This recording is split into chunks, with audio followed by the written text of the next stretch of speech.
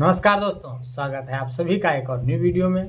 तो दोस्तों, आज इस वीडियो में हम बात करने वाले हैं ऑपरेशन के बारे में, क्योंकि हमारे पास हमारे बहुत सारे दोस्त हैं जो यूट्यूब के थ्रू या फेसबुक, इंस्टा, इन सब चीज़ों के थ्रू मिलते हैं, बात करते हैं और हमारे वीडियोज़ में इंस्टाग्राम, यूट्यूब की और फेसबुक की लिंक होती हैं। तो वहाँ पर आप हमको फॉलो कर सकते हैं, पर्सनली सवाल पूछ सकते हैं और जो वीडियोज़, फ़ोटोज़ वगैरह होती हैं तो एक अच्छा कम्युनिकेशन बिल्ड होता है, जिससे काफ़ी हैप्पी फील होता है, एक दूसरे से जुड़ाव महसूस होता है। तो वहाँ पर जो सबसे ज़्यादा सवाल पूछा जाता है उसमें ये था कि काफ़ी बार आप सब लोगों में से ऐसे हुआ होगा बहुत सारे लोगों के साथ में कि कई जगहों पे अगर आप आयुर्वेदिक ट्रीटमेंट करवा रहे हैं या कुछ वैद्य टाइप के होते हैं, बहुत सारे ऐसे लोग होते हैं कि यार ऑपरेशन ना हुआ होता तो हम शायद कुछ कर पाते। जैसे कि कोई तेल मालिश के थ्रू इलाज कर रहा है, किसी का कोई और हथकंडा है, कोई कुछ कर रहा है। और जो एलोपैथी में है, डॉक्टर्स इसी चीज़ को प्रेफर करते हैं कि ऑपरेशन हो जाए। हालांकि उनकी भी काफ़ी बार बाध्यता होती है कि ऑपरेशन करने की कंडीशन है या नहीं है, उसमें कितनी पॉसिबिलिटीज़ हैं कि ऑपरेशन करेंगे वो रिकवर कर पाएगा कि नहीं कर पाएगा। तो इन सब डाउट्स को आज हम क्लियर करेंगे, जो हमारा एक्सपीरियंस है, जिस बेस पर हमने अपने दोस्तों से बात की है।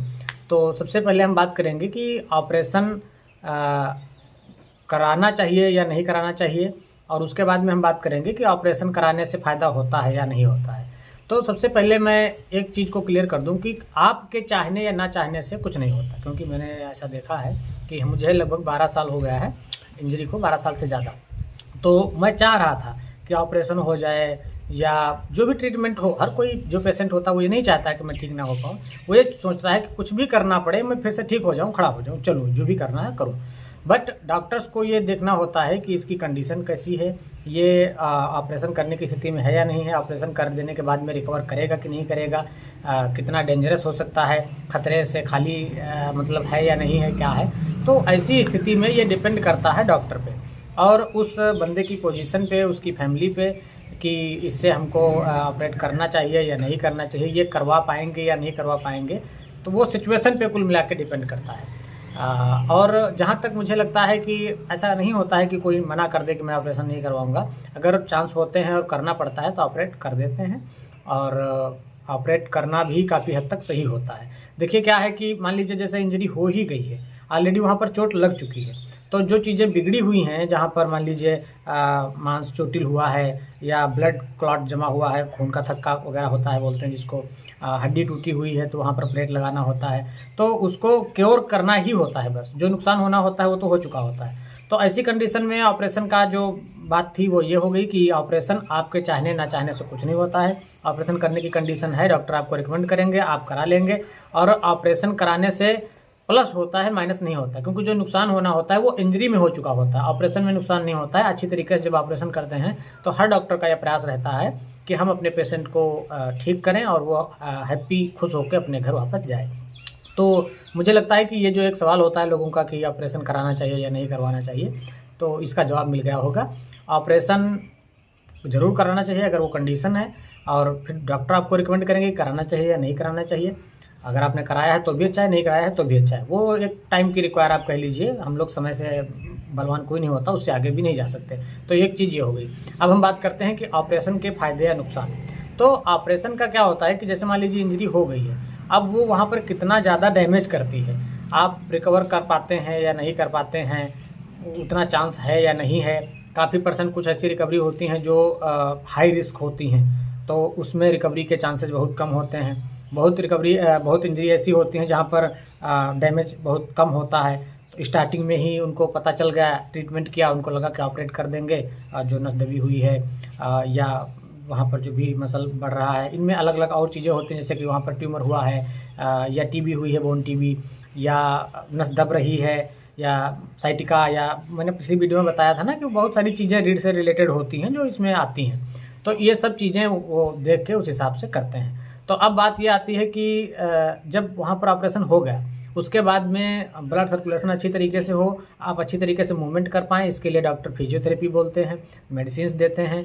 और जो पॉसिबल होता है, जैसे कि एक्सटर्नल टाइप में, जैसे मैंने पिछली बार ऑयल मसाज के बारे में बताया था, तो अगर प्लेट वगैरह लगी हैं या वहाँ पर उससे लगता है कि कोई फ़ायदा नहीं होगा तो मना करते हैं, नहीं तो आप उमूमन वो भी कर सकते हैं। आपका डाइजेशन सही रहे, क्योंकि जो सर्वाइकल वगैरह के ऊपर से जहाँ से दिक्कत होती है उन लोगों को डाइजेशन वगैरह में भी दिक्कत होती है, हाथों में मूवमेंट नहीं होता है। तो अलग अलग टाइप की ये सब चीज़ें होती हैं, एक्सरसाइज वगैरह और ट्रीटमेंट, इंजेक्शन और फिजियोथेरेपी वगैरह, तो वो सब चीज़ें चलती रहती हैं। उसके बाद में इस चीज़ की सियोरिटी अगर कोई कहे कि हमको कराना मतलब ठीक है कराना या नहीं है, तो इसके लिए मैं ये ज़रूर कहूँगा कि इसमें आप डिसीजन नहीं ले सकते।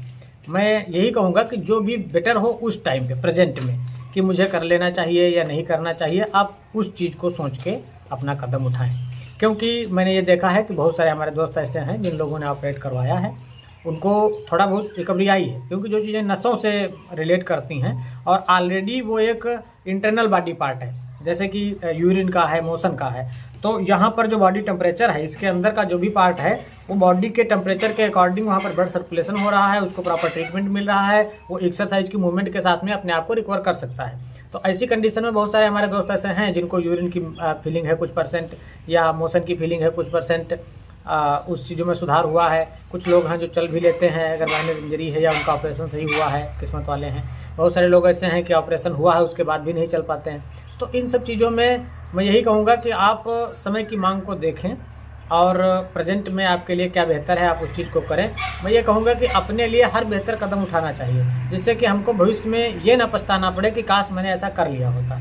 तो इन सब चीज़ों को देखते हुए बस ये आप सब लोग बहुत अच्छी तरीके से जानते भी हैं और मैं भी ये बताना चाहूँगा कि ऑपरेशन कराना चाहिए या नहीं चाहिए वो भी टाइम की मांग होती है, जो उस प्रेजेंट में जो उस टाइम पे आपको बेहतर लगे।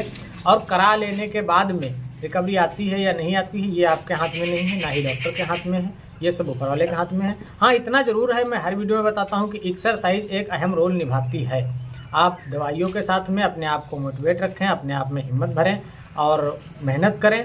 और जितना ज़्यादा आपकी बॉडी मूवमेंट करती है, जितना अच्छा ब्लड सर्कुलेशन होता है, जितनी अच्छी तरीके से नसों में पावर आती है, उतना अच्छा आपको मूवमेंट देखने को मिलेगा। और जितना हो जाता है उतना ही बेहतर है, आपके मोशन का हो, चाहे बाउल का हो, चाहे फुट ड्रॉप का हो, चाहे चलने का लेके हो।